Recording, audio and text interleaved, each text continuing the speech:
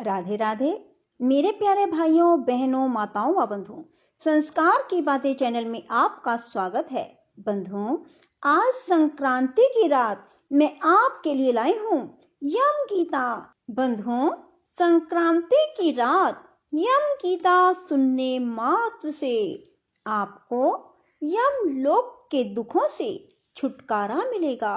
बंधुओं, यदि आपने हमारे चैनल को अब तक सब्सक्राइब नहीं किया तो जरूर करें और बेल आइकन दबाना ना भूलें, ताकि आपको हमारी आने वाली सभी वीडियोस की जानकारी सबसे पहले हो सके। बंधुओं, वीडियो को पूरी सुनने के बाद कमेंट बॉक्स में जय यम महाराज की जरूर लिखें। बोलो यम देवता की जय हो।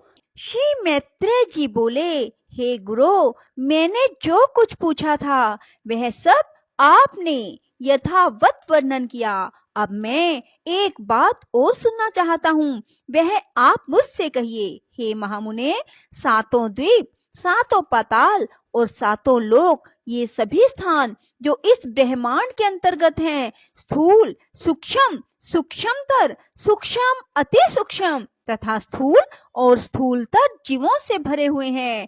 हे मुनि सत्तम, एक अंगुल का 8वां भाग भी कोई ऐसा स्थान नहीं है जहाँ कर्म बंधन से बंधे हुए जीव ना रहते हों।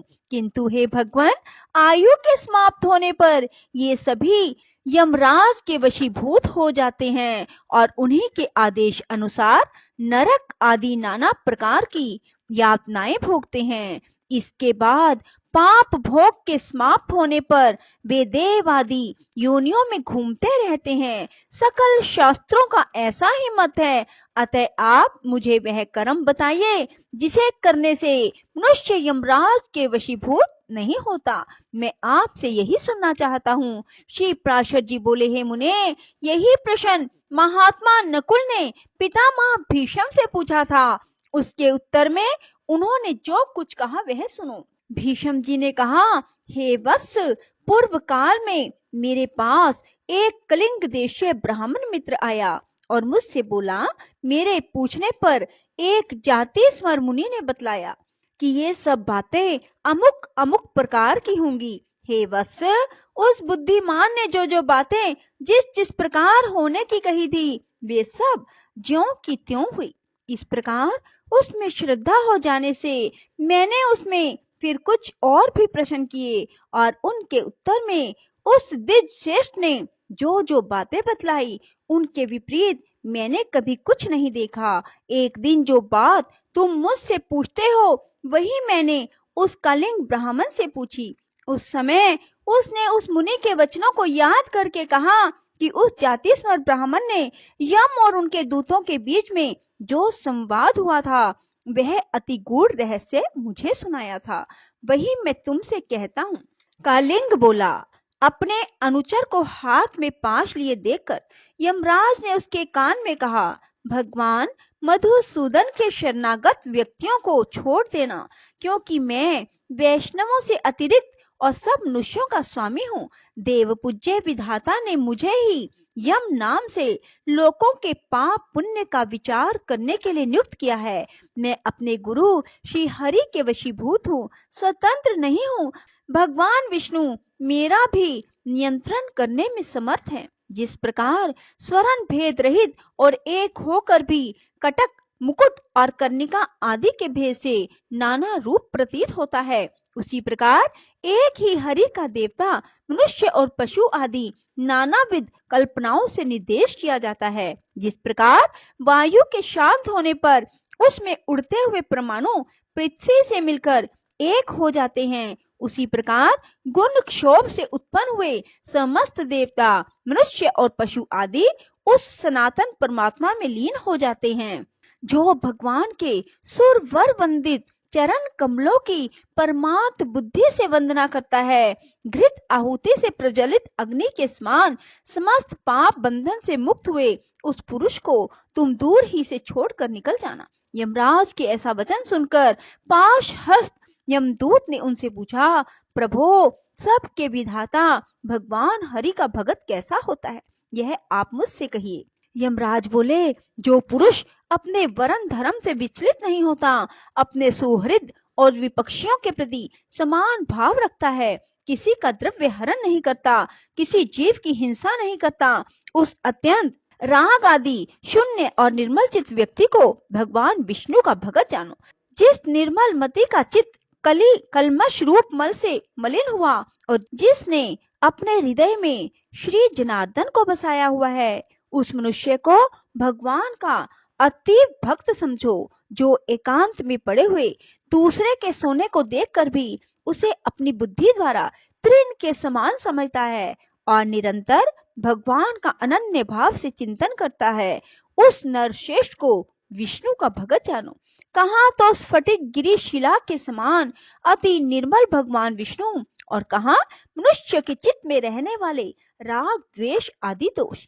हिम कर के किरण जाल में अग्नि तेज की उष्णता कभी नहीं रह सकती। जो व्यक्ति निर्मल चित्त, मात्सर्य रहित, प्रशांत, शुद्ध चरित्र, समस्त जीवों का सुहृद, प्रिय और हितवादी, अभिमान एवं माया से रहित होता है, उसके हृदय में भगवान वासुदेव सर्वदा विराजमान रहते हैं।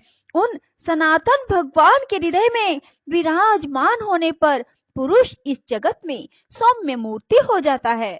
जिस प्रकार नवीन शाल वृक्ष अपने सौंदर्य से ही भीतर भरे हुए अति सुंदर पार्थिव रस को बतला देता है, हे दूत, यम और नियम के द्वारा जिनकी पाप राशि दूर हो गई है, जिनका हृदय निरंतर श्री अच्युत में ही आसक्त रहता है, जिनमें गर्व, अभिमान और मात्सर्य का लेश भी नहीं रहा है, उन मनुष्यों को तुम दूर ही से त्याग देना। यदि खड़ग, शंख और गदाधारी अव्यय आत्मा भगवान हरि हृदय में विराजमान है, तो उन पाप नाशक भगवान के द्वारा उसके सभी पाप नष्ट हो जाते हैं। सूर्य के रहते हुए भला अंधकार कैसे ठहर सकता है? जो पुरुष दूसरों का धन हरण करता है, जीवों की हिंसा करता है, मिथ्या और कटु भाषण करता है, उस अशुभ कर्मोन्मत्त दुष्ट बुद्धि के हृदय में भगवान अनंत नहीं टिक सकते। जो कुमति दूसरों के वैभव को नहीं देख सकता, जो दूसरों की निंदा करता है, साधु जनों का अपकार करता है तथा संपन्न होकर भी ना तो श्री विष्णु भगवान की पूजा करता है, ना उनके भक्तों को दान देता है, उस अधम के हृदय में श्री जनार्दन का निवास कभी नहीं हो सकता। जो दुष्ट बुद्धि अपने परम सुहृद बंधु बांधव, स्त्री, पुत्र, कन्या, पिता, भृत्य वर्ग के प्रति अर्थ तृष्णा प्रकट करता है, उस पापाचारी को भगवान का भगत मत समझो। जो दुर्बुद्धि पुरुष असत कर्मों में लगा रहता है, नीच पुरुषों के आचार और उन्हीं के संग में उन्मत्त रहता है तथा नित्य प्रति पापमय कर्म बंधन से ही बनता जाता है, वह मनुष्य रूप पशु ही है, वह भगवान वासुदेव का भक्त नहीं हो सकता। यह सकल प्रपंच और मैं एक परम पुरुष परमेश्वर वासुदेव ही हैं। हृदय में भगवान अनंत के स्थित होने से जिनकी ऐसी स्थिर बुद्धि हो गई हो, उन्हें तुम दूर ही से छोड़कर चले जाना।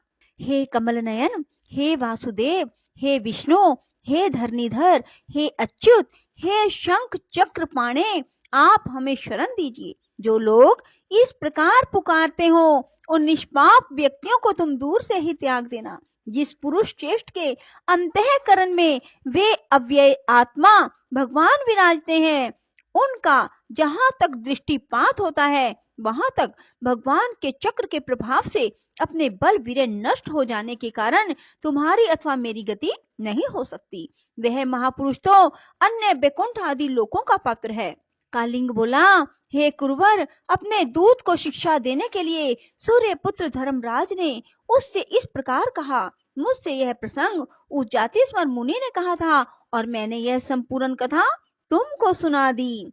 श्री भीष्म जी बोले, हे नकुल, पूर्व काल में कालिंग देश से आए हुए उस महात्मा ब्राह्मण ने प्रसन्न होकर मुझे यह सब विषय सुनाया। हे बस वही संपूर्ण वृतांत जिस प्रकार की इस संसार सागर में एक विष्णु भगवान को छोड़कर जीव का और कोई रक्षक नहीं है, मैंने ज्यों का त्यों तुम्हें सुना दिया। जिसका हृदय निरंतर भगवत परायण रहता है, उसका यम, यमदूत, यमपाश, यमदंड अथवा यम यातना कुछ भी नहीं बिगाड़ सकती। श्री पार्षद जी बोले, हे मुने, तुम्हारे प्रश्न के अनुसार जो कुछ यम ने कहा था वह सब मैंने तुम्हें भली प्रकार सुना दिया।